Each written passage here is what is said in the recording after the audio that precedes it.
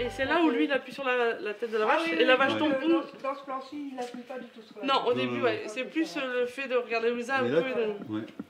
Et là, quand il sera amoureux, en fait, si tu veux, les deux sont amoureux et lui s'appuie sur la vache et la tête tombe. C'est l'une des scènes clés du film. De retour au village, Luigi présente à sa famille sa femme Cesira, rencontrée sur le chantier du tunnel du Simplon.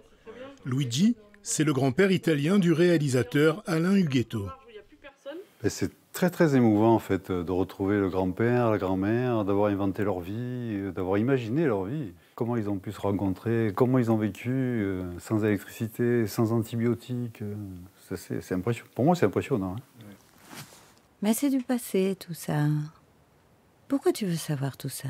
Je revois toujours en train de faire la polenta, tout rouge, en train de cuisiner et tout. C'est un truc, ça m'est resté. C'était vraiment des souvenirs assez épars, quoi. Mais en fait, j'ai fait intervenir après toute la famille, comme c'est une histoire de famille. Je demandais à tous les participants à la famille qu'est-ce qu'ils avaient comme souvenir de la grand-mère. Il fallait penser au lendemain, tenir bon, avancer.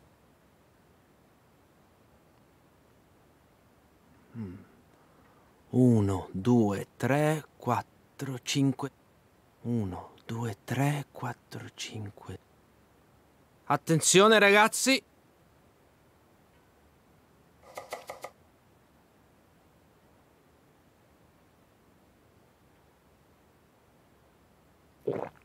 Mais en fait, la base, c'était surtout que j'ai trouvé des témoignages de paysans et de paysannes de l'âge de mes grands-parents qui vivaient au même endroit. Et donc, c'est un sociologue qui a enregistré tous ces témoignages. Et c'est assez fort, parce qu'il parle de la misère, de la vie, du quotidien de la vie, des guerres, ce qu'ils ont vécu, quoi. Et donc, ça donne une épaisseur à ces petites marionnettes, là, ça leur donne une épaisseur, une belle épaisseur. Et pour leur donner vie, toute une équipe d'animateurs et d'animatrices. Ils travaillent à partir d'un storyboard et des dialogues, déjà enregistrés notamment par les comédiens Gérard Mélan et Ariane Ascaride. Cesira. Donc moi, j'écoute beaucoup plus le son là. J'ai pas les images, mais je raconte l'histoire dans ma tête. Et donc, dans ma tête, c'est ce que je regardais là tout de suite. J'ai essayé de faire la chorégraphie et la mise en scène de tous ces personnages qui vont jouer ensemble. Ça ne t'a pas dérangé? Non. A Huguetera, lui è buono, l'air est bon. Cesira. Marie-Cécile. Sono Costanza. Ma chi è? È Luisa.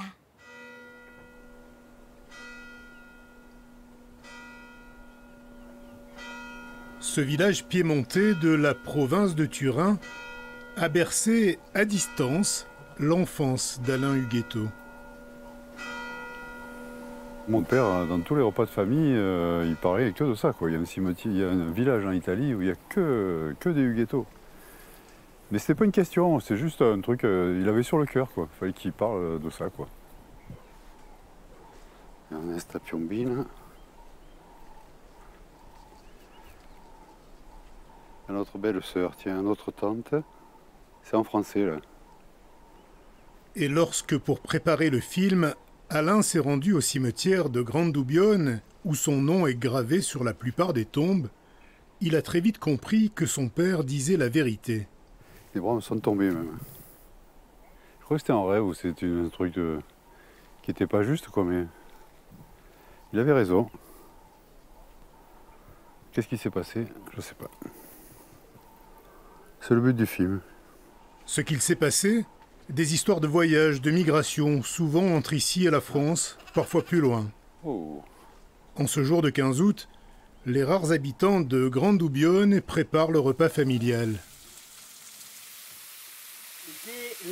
En plein barbecue, Roberto Piombino livre à Alain Huguetto l'histoire de ses parents. Et les ressemblances sont troublantes. Ma mère Huguetto, invece mon père Piombino. Piombino, oui. Il y en a beaucoup à Marseille, beaucoup de Piombino. Oui. Et mon père, il est né en France encore. Et après, pour la guerre, il est venu en Italie. Et voilà. Ah, oui. Quelle histoire! Une belle histoire, hein? Eh ben, l'italien, vous ne parlez pas... Comme vous, le français. Ah, ah ben, c'est... C'est une histoire de migrants qui comment la misère pousse les gens à partir, quoi. Qu'est-ce qui... Ouais, le pays... Ouais, ça ressemble complètement. Hein. Par les sentiers de la montagne enneigée, ils étaient nombreux, les Italiens qui abandonnaient leur pays pour chercher en France à la fois du travail et le pain de chaque jour. Parallèlement à l'immigration organisée, les clandestins se présentaient à la frontière en si grand nombre qu'un centre d'accueil avait dû être créé à Montmélian. Comme les grands-parents d'Alain, nombreux sont ceux qui ont franchi les Alpes pour venir construire nos infrastructures ou nos voitures. Luigi Huguetto et son fils Vincent ont travaillé sur le chantier du barrage de Génissia, le tout premier édifié sur le Rhône. En inaugurant ce grandiose ouvrage et en félicitant ses constructeurs, M. Lacoste, ministre de la Production industrielle, a marqué l'importance nationale du gigantesque monument dont les conduites forcées ont la taille d'une maison. C'est l'histoire de tous ces migrants qui partaient chercher du travail, qui partaient par centaines, quoi. Et puis c'est des gens, ceux qui ont construit les tunnels, les barrages, tout ce qui a fait la richesse de la France, quoi. Et c'est des gens qui, sans se cacher, sont invisibles, en fait. Tu les vois pas. Et moi, même dans mon éducation, je reviens un peu à ça, j'ai toujours eu... te fais pas remarquer, toi, c'est le migrant, quoi. Un jour de l'automne 1922, Luigi et 2 de ses compagnons se sont enfuis en France. À la frontière, un obstacle a surgi qu'ils n'avaient pas prévu. Pendant que les soldats écoutaient le discours de Mussolini, Luigi, qui avait participé au creusement du tunnel du Simplon, s'est mis au travail.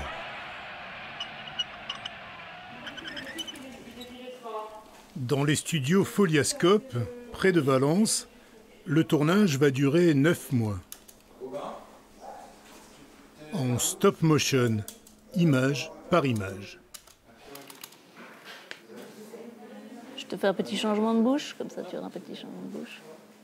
Là, ils sont en train de s'abriter derrière un caillou parce qu'ils savent que la dynamite va éclater d'un instant à l'autre et qu'au lieu d'avoir rempli les trous avec de la glaise, comme il faudrait le faire pour que ce soit moins dangereux, les ouvriers l'ont rempli avec des cailloux et donc il va y avoir une pluie de caillasse qui va s'abattre ici en avant-plan dans le plan suivant.